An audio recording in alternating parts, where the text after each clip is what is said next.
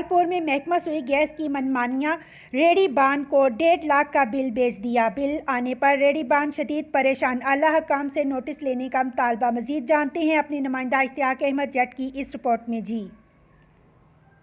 پالپور میں محکمہ سوئی گیس کے افسران کی جانب سے شہریوں کو پریشان کرنے کے نت نئے حربے استعمال کیے جا رہے ہیں۔ کبھی گیس کی بندش تو کبھی بدترین لوڈ شیڈنگ، تو دوسری جانب شہریوں کو زیادہ بل بھیجنا بھی معمول بن چکا۔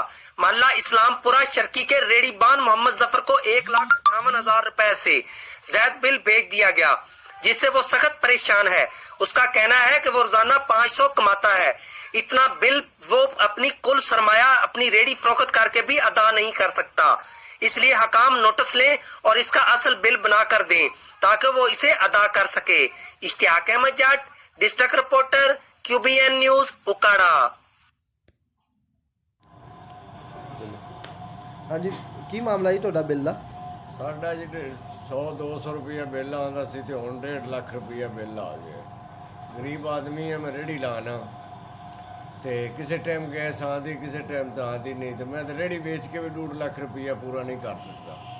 تو مہربانی کی جائے، کوئی افسر، کوئی وزیر اعلیٰ کوئی ساڈے تے مہربانی کرن تو کوئی ساڈا بل صحیح کر دے۔ رہائش کیڑی جگہ دی جی ہے؟ رہائش محلہ اسلام پورہ ہے جی، میرا نام محمد ظفر۔